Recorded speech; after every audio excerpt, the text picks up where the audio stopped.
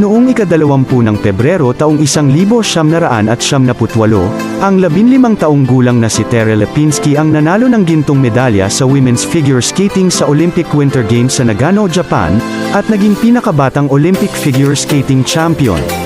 Siya rin ang pinakabatang skater na nanalo sa World Professional Figure Skating Championships.